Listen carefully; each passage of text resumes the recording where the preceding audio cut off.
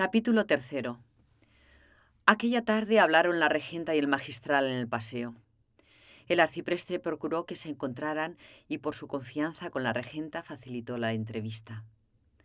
Pocas veces habían cruzado la palabra la hermosa dama y el provisor, y nunca había pasado la conversación de los lugares comunes a que obliga el trato social. Doña Ana Ozores no era de ninguna cofradía.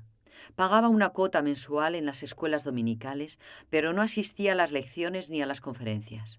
Vivía lejos del círculo en que el provisor reinaba.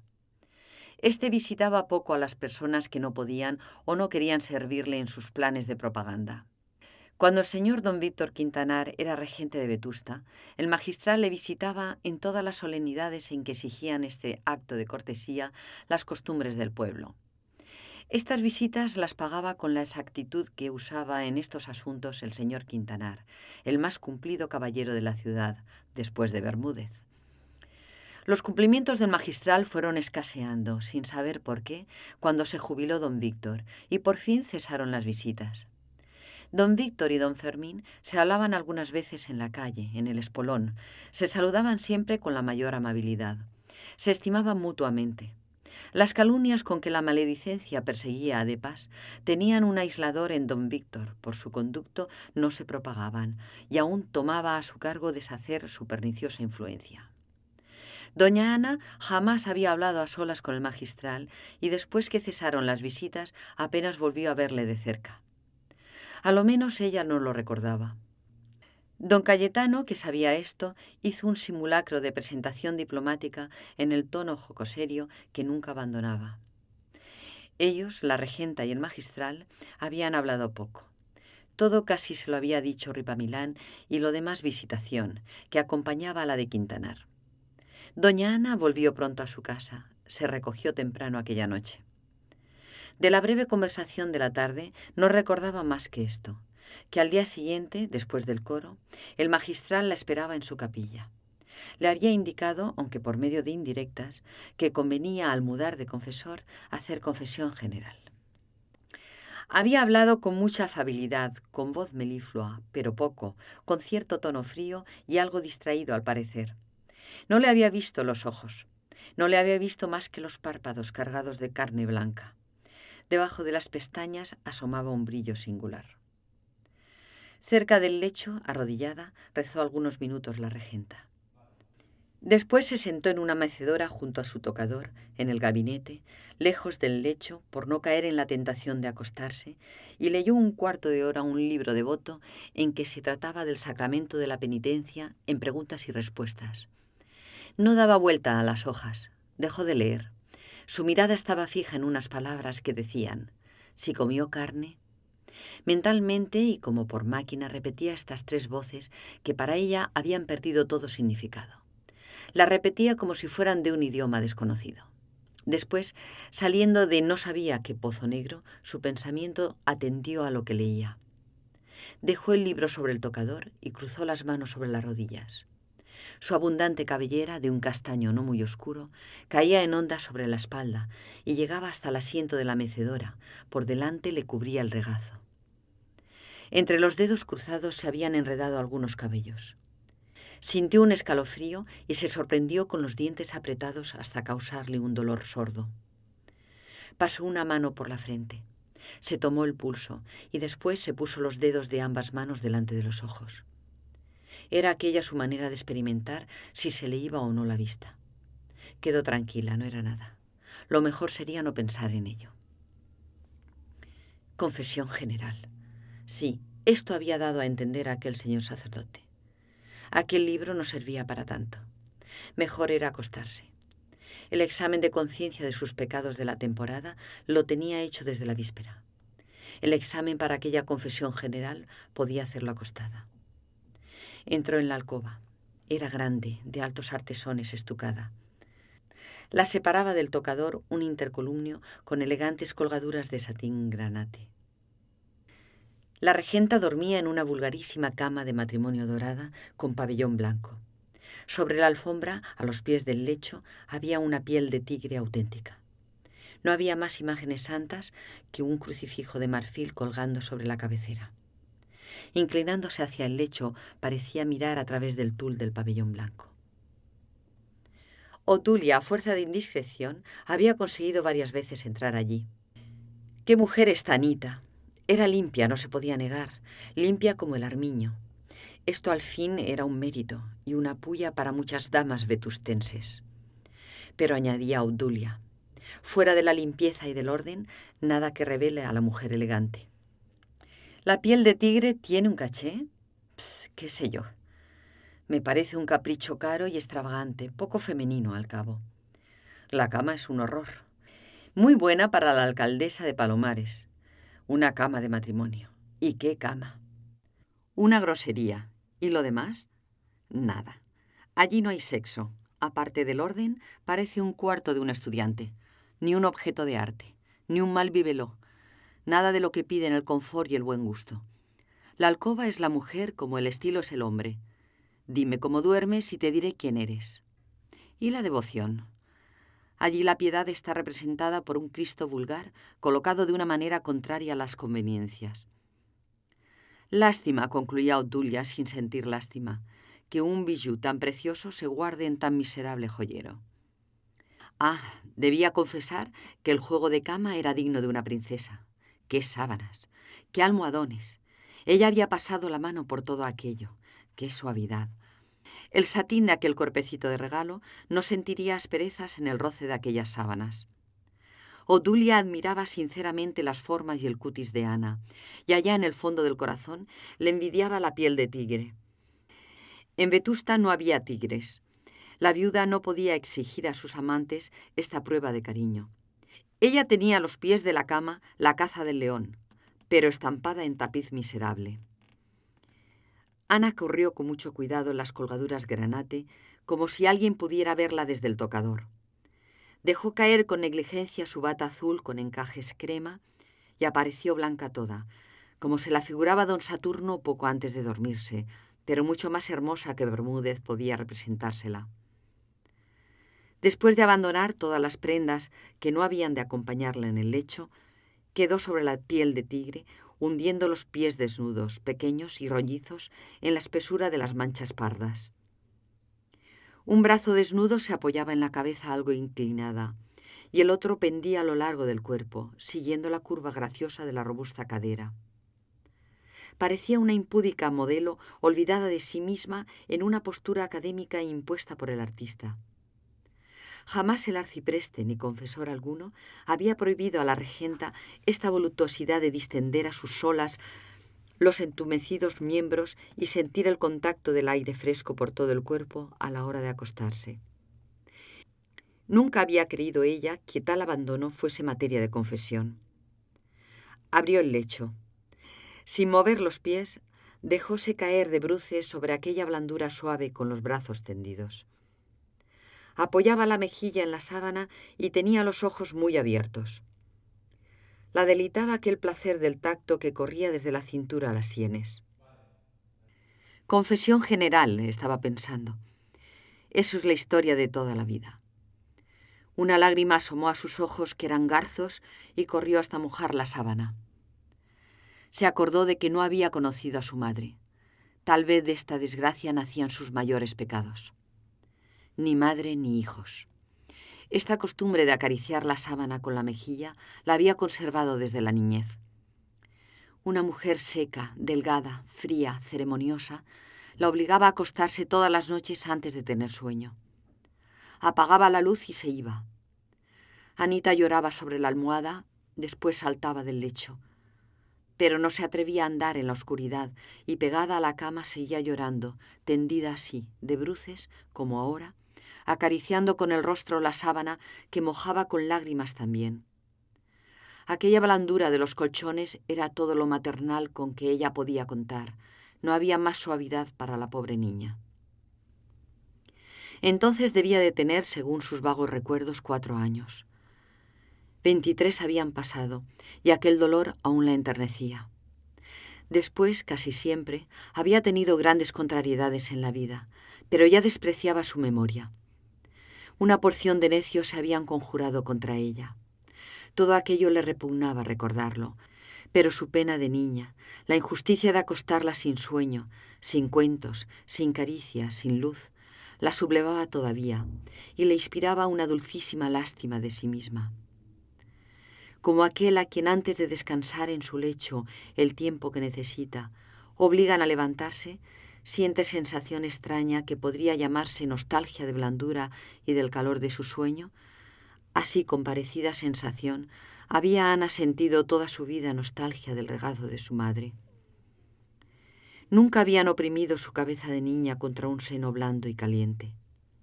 Y ella, la chiquilla, buscaba algo parecido donde quiera.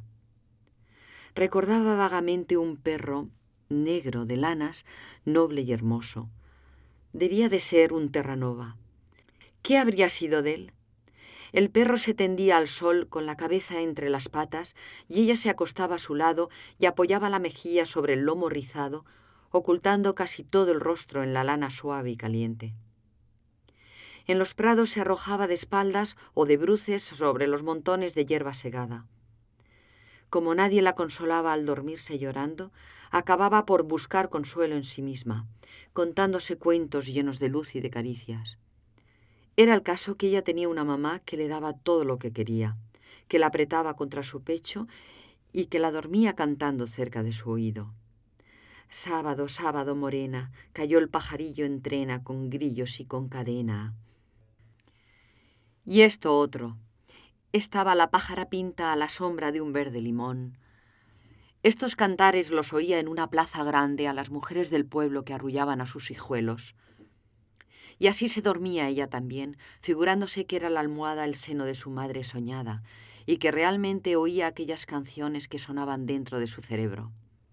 Poco a poco se había acostumbrado a esto, a no tener más placeres puros y tiernos que los de su imaginación. Pensando la regenta en aquella niña que había sido ella, la admiraba y le parecía que su vida se había partido en dos. Una era la de aquel angelillo que se le antojaba muerto. La niña que saltaba del lecho a oscuras era más enérgica que esta Anita de ahora. Tenía una fuerza interior pasmosa para resistir sin humillarse las exigencias y las injusticias de las personas frías, secas y caprichosas que la criaban. Vaya una manera de hacer examen de conciencia, pensó doña Ana, algo avergonzada. Salió descalza de la alcoba, cogió el devocionario que estaba sobre el tocador y corrió a su lecho. Se acostó, acercó la luz y se puso a leer con la cabeza hundida en las almohadas. Si comió carne, volvieron a ver sus ojos cargados de sueño, pero pasó adelante. 1, 2, 3 hojas leía sin saber qué. Por fin se detuvo en un renglón que decía: los parajes por donde anduvo. Aquello lo entendió. Había estado, mientras pasaba hojas y hojas, pensando sin saber cómo, en don Álvaro Mesía, presidente del Casino de Vetusta y jefe del Partido Liberal Dinástico. Pero al leer los parajes por donde anduvo, su pensamiento volvió de repente a los tiempos lejanos. Cuando era niña, pero ya confesaba, siempre que el libro de examen decía «pase la memoria por los lugares que ha recorrido», se acordaba sin querer de la barca de Trébol, de aquel gran pecado que había cometido, sin saberlo ella, la noche que pasó dentro de la barca con aquel Germán, su amigo. Infames. La regenta sentía rubor y cólera al recordar aquella calumnia. Dejó el libro sobre la mesilla de noche, otro mueble vulgar que irritaba el buen gusto de Obdulia, apagó la luz y se encontró en la barca de Trébol a medianoche, al lado de Germán, un niño rubio de 12 años, 2 más que ella. Él la abrigaba solícito con un saco de lona que habían encontrado en el fondo de la barca. Ella le había rogado que se abrigara él también. Debajo del saco, como si fuera una colcha, estaban los dos tendidos sobre el tablado de la barca, cuyas bandas oscuras les impedían ver la campiña. Solo veían allá arriba nubes que corrían delante de la cara de la luna. ¿Tienes frío?, preguntaba Germán.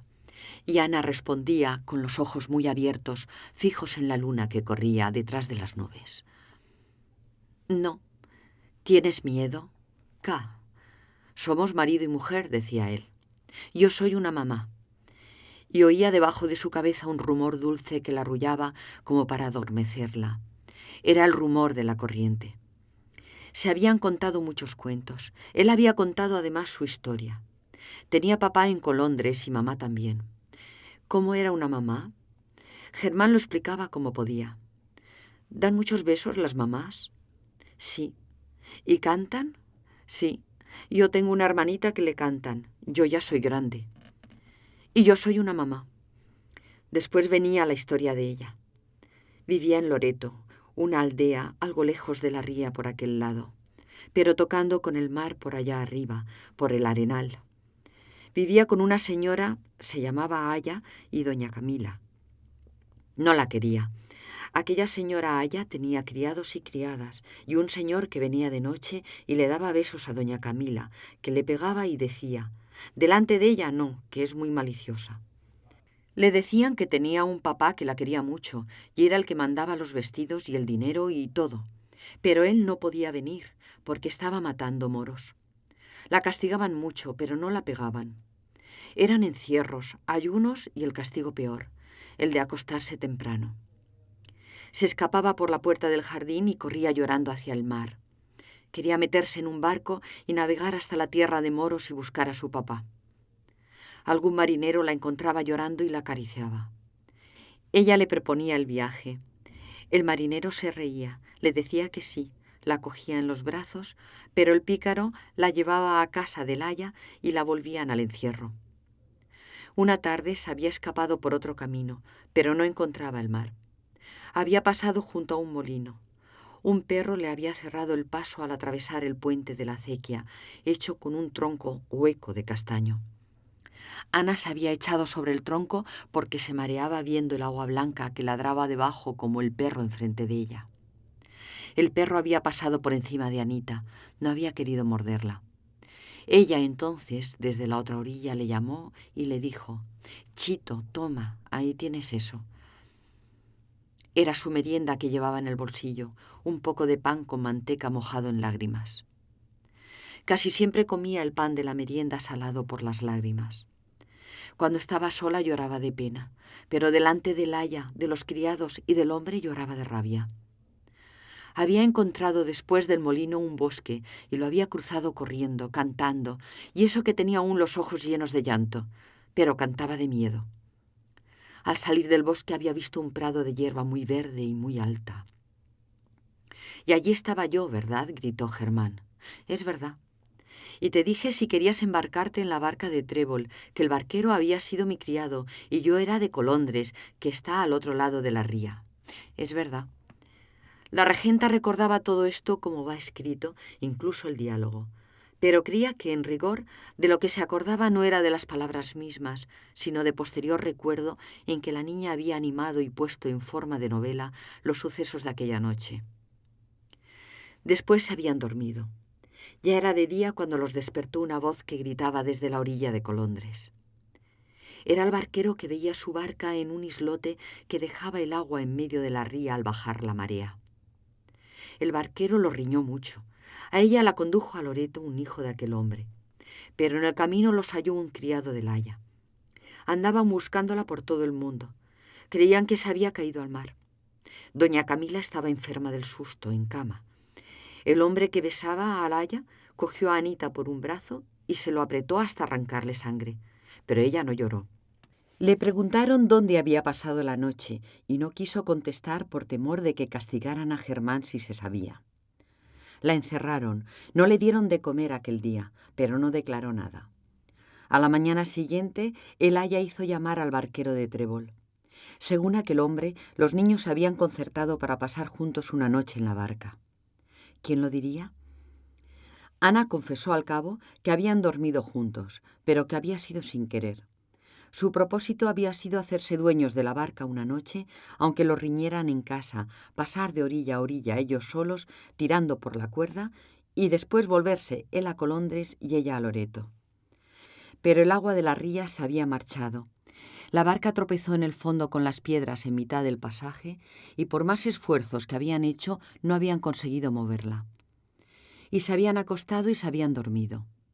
De haber podido romper la cuerda que sujetaba la lancha, se hubieran ido a la tierra del Moro, porque Germán sabía el camino por el mar. Ella hubiera buscado a su papá y él hubiera matado muchos moros. Pero la cuerda era muy fuerte. No pudieron romperla y se acostaron para contarse cuentos de dormir. Lo mismo había referido Germán al barquero, pero no se creyó la historia. ¡Qué escándalo! Doña Camila cogió a Anita por la garganta y por poco la ahoga. Después dijo un refrán desvergonzado en que se insultaba a su madre y a ella, según comprendió mucho más tarde, porque entonces no entendía aquellas palabras. Doña Camila culpaba al hombre que le daba besos de las picardías de la niña. Tú le has abierto los ojos con tus imprudencias. Anita no entendía y el hombre, el señor del Haya, reía a carcajadas. Desde aquel día el hombre la miraba con llamaradas en los ojos y sonreía, y en cuanto salía de la habitación, el Haya le pedía besos a ella, pero nunca quiso dárselos. Vino un cura y se encerró con Ana en la alcoba de la niña y le preguntó unas cosas que ella no sabía lo que eran. Más adelante, meditando mucho, acabó por entender algo de aquello. Se la quiso convencer de que había cometido un gran pecado. La llevaron a la iglesia de la aldea y la hicieron confesarse. No supo contestar al cura y éste declaró al aya que no servía a la niña para el caso todavía, porque por ignorancia o por malicia ocultaba sus pecadillos. Los chicos de la calle la miraban como el hombre que besaba a doña Camila. La cogían por un brazo y querían llevársela no sabía dónde. No volvió a salir sin el aya. A Germán no había vuelto a verle. He escrito a tu papá diciéndole lo que tú eres. En cuanto cumplas los 11 años, irás a un colegio de recoletas. Esta amenaza de doña Camila no pasó de amenaza, pero Ana no sentía salir de Loreto, ir donde quiera. Desde entonces la trataron como un animal precoz. Sin enterarse bien de lo que oía, había entendido que achacaban a culpas de su madre los pecados que le atribuían a ella. Al llegar a este punto de sus recuerdos, la regenta sintió que se sofocaba, sus mejillas ardían. Encendió luz, apartó de sí la colcha pesada y sus formas de Venus algo flamenca se revelaron exageradas bajo la manta de finísima lana de colores ceñida al cuerpo. La colcha quedó arrugada a los pies. Aquellos recuerdos de la niñez huyeron, pero la cólera que despertaron, a pesar de ser tan lejana, no se desvaneció con ellos. «Qué vida tan estúpida», pensó Ana, pasando a reflexiones de otro género. Aumentaba su mal humor con la conciencia de que estaba pasando un cuarto de hora de rebelión. Creía vivir sacrificada a deberes que se había impuesto. Estos deberes algunas veces se los representaba como poética misión que explicaba el porqué de la vida. Entonces pensaba, la monotonía, la insulsez de esta existencia es aparente. Mis días están ocupados por grandes cosas. Este sacrificio, esta lucha es más grande que cualquier aventura del mundo. En otros momentos, como ahora, tascaba el freno la pasión sojuzgada. Protestaba el egoísmo, la llamaba loca, romántica, necia y decía, «¡Qué vida tan estúpida!». Esta conciencia de la rebelión la desesperaba. Quería aplacarla y se irritaba. Sentía cardos en el alma. En tales horas no quería a nadie, no compadecía a nadie. En aquel instante deseaba oír música. No podía haber voz más oportuna. Y sin saber cómo, sin saber, se le apareció el Teatro Real de Madrid y vio a don Álvaro Mesía, el presidente del casino, ni más ni menos, envuelto en una capa de embozos grana, cantando bajo los balcones de Rosina. Eco ridente il ciel. La respiración de la regenta era fuerte, frecuente. Su nariz palpitaba, ensanchándose, sus ojos tenía fulgores de fiebre y estaban clavados en la pared, mirando la sombra sinuosa de su cuerpo, ceñido por la manta de colores. Quiso pensar en aquello, en Lindoro, en el barbero, para suavizar la aspereza de espíritu que la mortificaba. Si yo tuviera un hijo. Ahora, aquí, besándole, cantándole.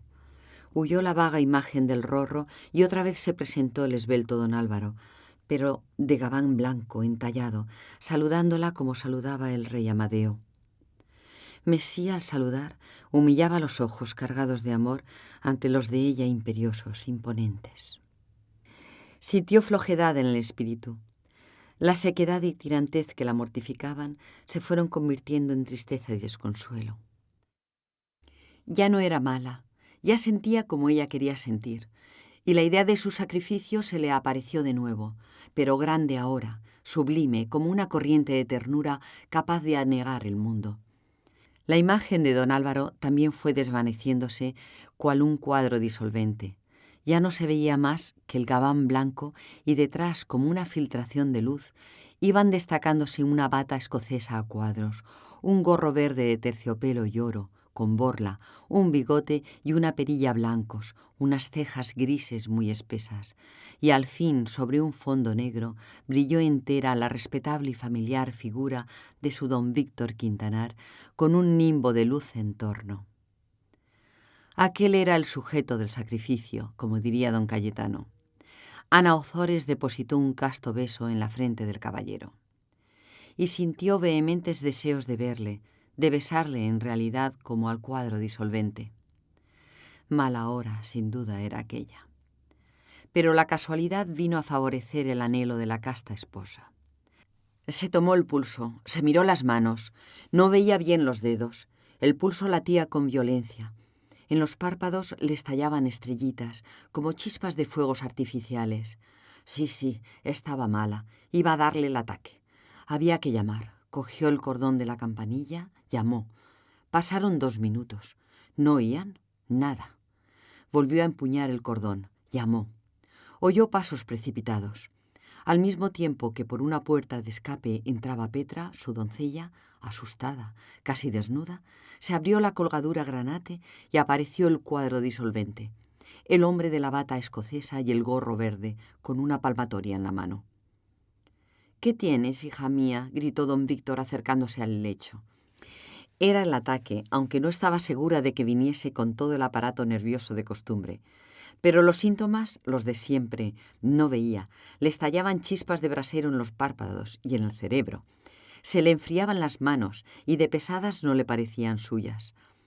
Petra corrió a la cocina sin esperar órdenes.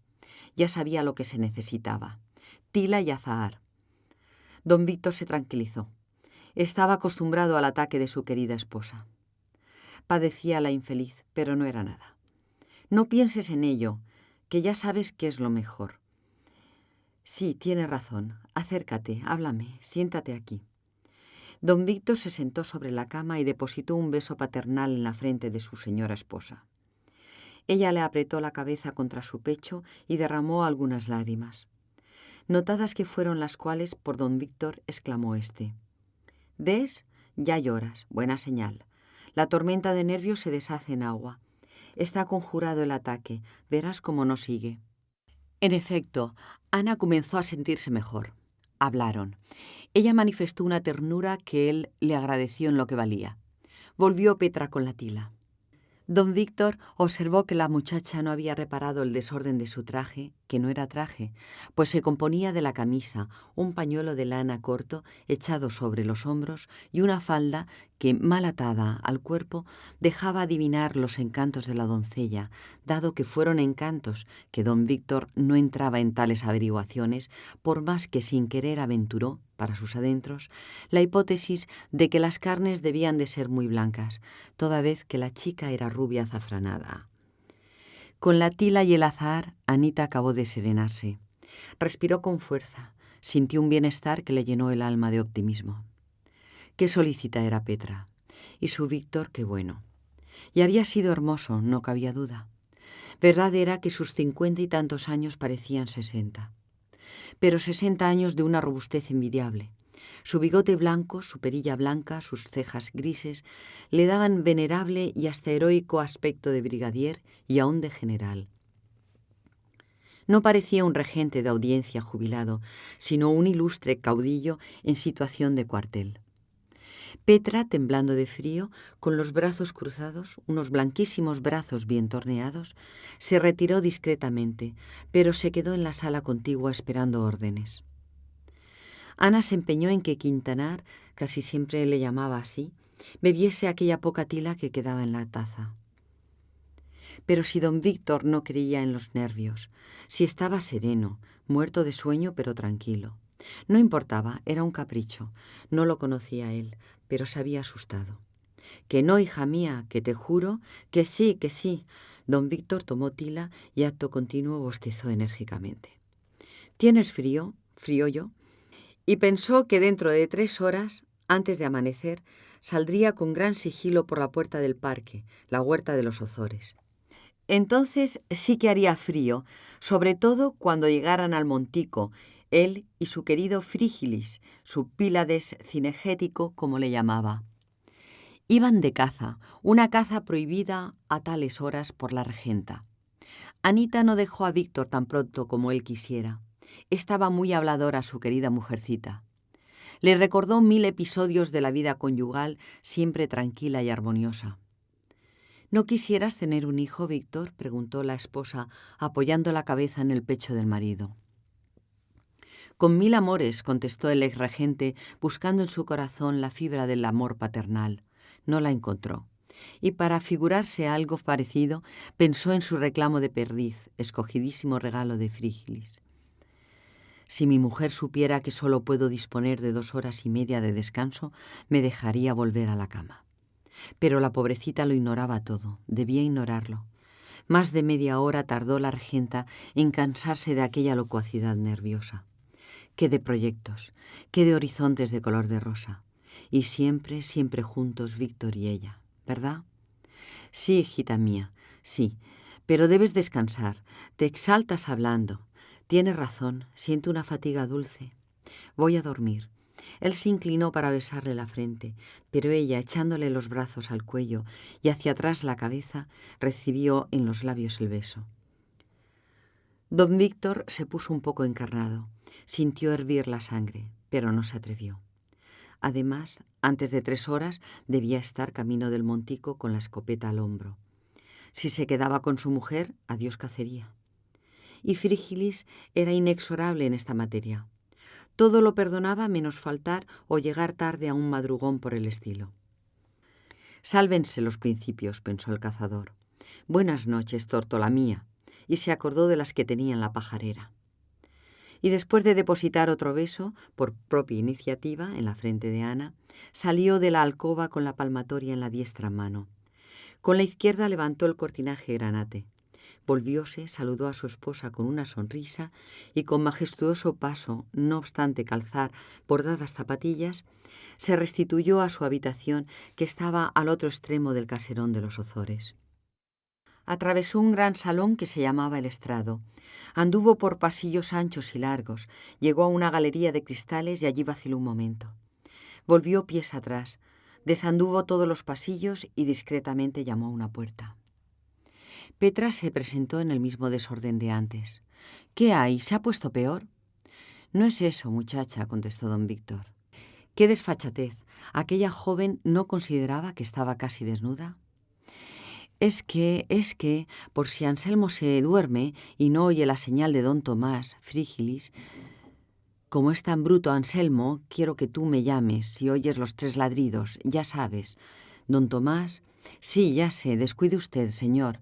En cuanto ladre don Tomás, iré a llamarle. ¿No hay más?», añadió la rubia azafranada con ojos provocativos. «Nada más, y acuéstate, que estás muy a la ligera y hace mucho frío».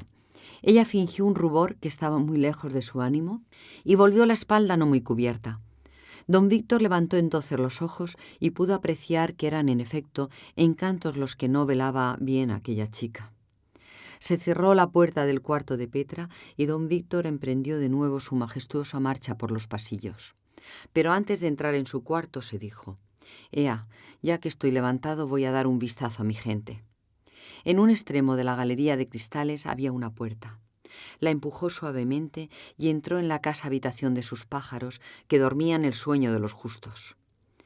Con la mano que llevaba libre hizo una pantalla para la luz de la palmatoria y de puntillas se acercó a la canariera. No había novedad.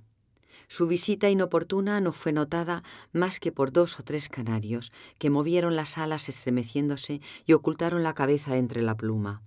Siguió adelante. Las tórtolas también dormían. Allí hubo ciertos murmullos de desaprobación y don Víctor se alejó por no ser indiscreto. Se acercó a la jaula del tordo más filarmónico de la provincia sin vanidad. El tordo estaba enhiesto sobre un travesaño con los hombros encogidos, pero no dormía.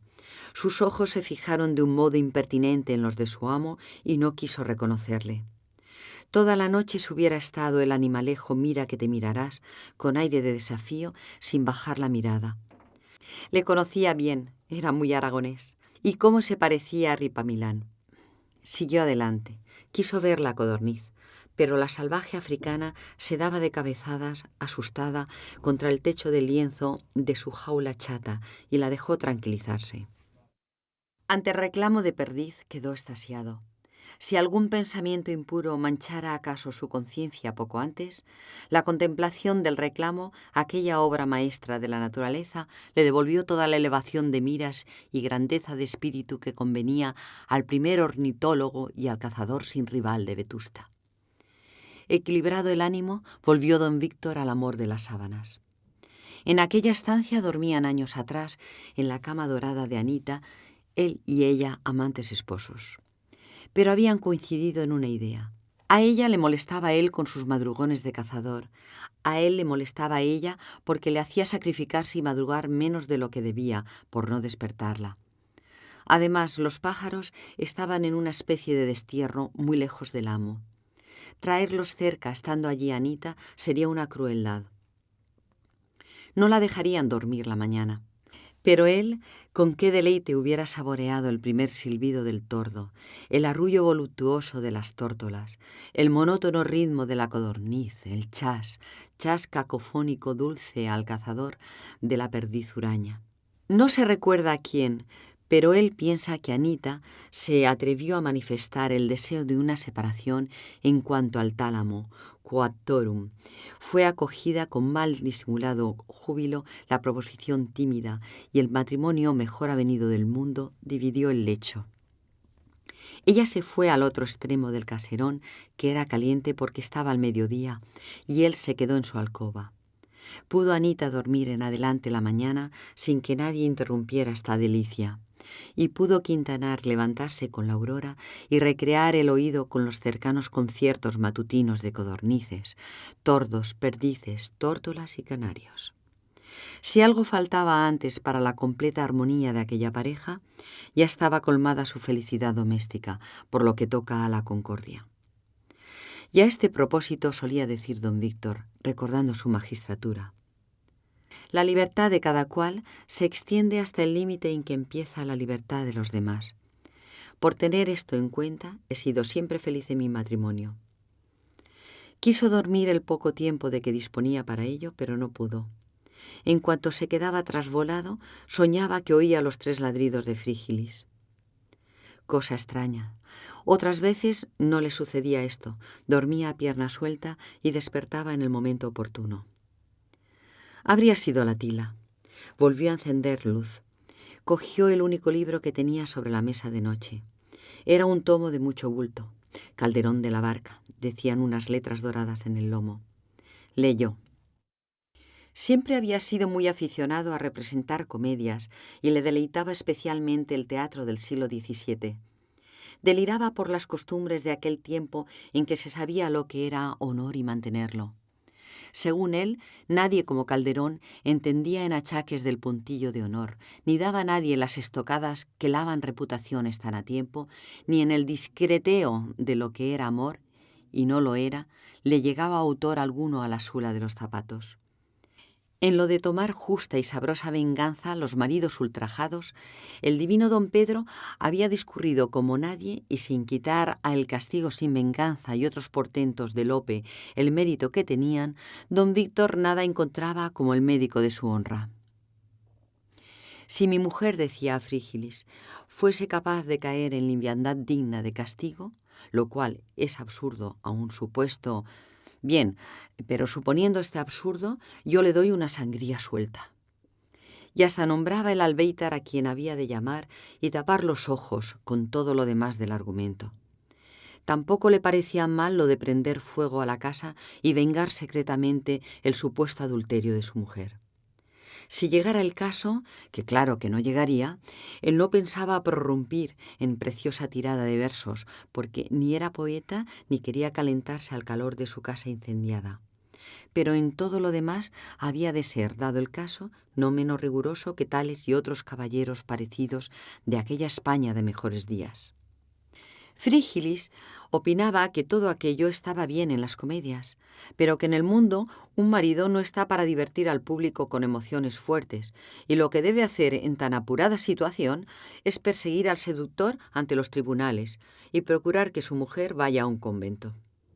Absurdo, absurdo, gritaba don Víctor. Jamás se hizo cosa por el estilo en los gloriosos siglos de estos insines poetas. Afortunadamente, añadía calmándose, yo no me veré nunca en el doloroso trance de escogitar medios para vengar tales agravios. Pero juro a Dios que, llegado el caso, mis atrocidades serían dignas de ser puestas en décimas calderonianas. Y lo pensaba como lo decía. Todas las noches, antes de dormir, se daba un atracón de honra a la antigua, como él decía. Honra habladora, así con la espada como con la discreta lengua. Quintanar manejaba el florete, la espada española, la daga. Esta afición le había venido de su pasión por el teatro. Cuando trabajaba como aficionado, había comprendido en los numerosos duelos que tuvo en escena la necesidad de la esgrima, y con tal calor lo tomó y tal disposición natural tenía que llegó a ser poco menos que un maestro. Por supuesto, no entraba en sus planes matar a nadie. Era un espadachín lírico, pero su mayor habilidad estaba en el manejo de la pistola. Encendía un fósforo con una bala a 25 pasos, mataba un mosquito a 30 y se lucía con otros ejercicios por el estilo. Pero no era jactancioso. Estimaba en poco su destreza. Casi nadie sabía de ella. Lo principal era tener aquella sublime idea del honor, tan propia para redondillas y hasta sonetos. Él era pacífico. Nunca había pegado a nadie. Las muertes que había firmado como juez le habían causado siempre inapetencias, dolores de cabeza, a pesar de que se creía irresponsable. Leía, pues, don Víctor a Calderón sin cansarse, y próximo estaba a ver cómo se atravesaban con sendas quintillas dos valerosos caballeros que pretendían la misma dama, cuando oyó 3 ladridos lejanos. Era Frígilis. Doña Ana tardó mucho en dormirse, pero su vigilia ya no fue impaciente, desabrida. El espíritu se había refrigerado con el nuevo sesgo de los pensamientos. Aquel noble esposo, a quien debía la dignidad y la independencia de su vida, bien merecía la abnegación constante a que ella estaba resuelta. Le había sacrificado su juventud. ¿Por qué no continuar el sacrificio? No pensó más en aquellos años en que había una calumnia capaz de corromper la más pura inocencia. Pensó en lo presente. Tal vez había sido providencial aquella aventura de la barca de Trébol. Si al principio, por ser tan niña, no había sacado ninguna enseñanza de aquella injusta persecución de la calumnia, más adelante, gracias a ella, aprendió a guardar las apariencias. Supo, recordando lo pasado, que para el mundo no hay más virtud que la ostensible y aparatosa. Su alma se regocijó contemplando en la fantasía el holocausto del general respeto, de la admiración que como virtuosa y bella se le tributaba.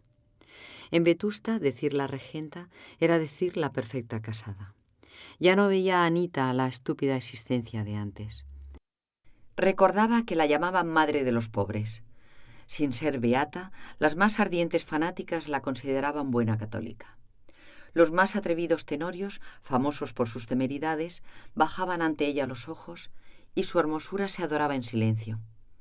Tal vez muchos la amaban, pero nadie se lo decía.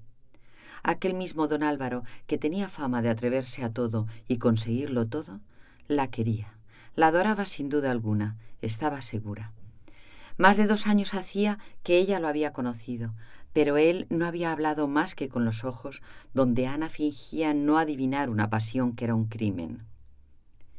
Verdad era que en estos últimos meses, sobre todo desde algunas semanas a esta parte, se mostraba más atrevido, hasta algo imprudente, él que era la prudencia misma y solo por esto digno de que ella no se irritara contra su infame intento. Pero ella sabría contenerle. Sí, ella le pondría a raya helándole con una mirada. Y pensando en convertir en carámbano a don Álvaro Mesía, mientras él se obstinaba en ser de fuego, se quedó dormida dulcemente. En tanto allá abajo, en el parque, miraba al balcón cerrado del tocador de la regenta, don Víctor, pálido y ojeroso, como si saliera de una orgía. Daba pataditas en el suelo para sacudir el frío y decía a Frígilis, su amigo: «Pobrecita, cuán ajena estará allá en su tranquilo sueño de que su esposo la engaña y sale de casa 2 horas antes de lo que ella piensa». Frígilis sonrió como un filósofo y echó a andar delante. Era un señor ni alto ni bajo, cuadrado. Vestía cazadora de paño pardo. Iba tocado con gorra negra con orejeras y por único abrigo ostentaba una inmensa bufanda a cuadros que le daba 10 vueltas al cuello. Lo demás todo era utensilios y atributos de caza, pero sobrios, como los de un Nemrod. Don Víctor, al llegar a la puerta del parque, volvió a mirar hacia el balcón lleno de remordimientos. «Anda, anda, que es tarde», murmuró Frígilis. No había amanecido.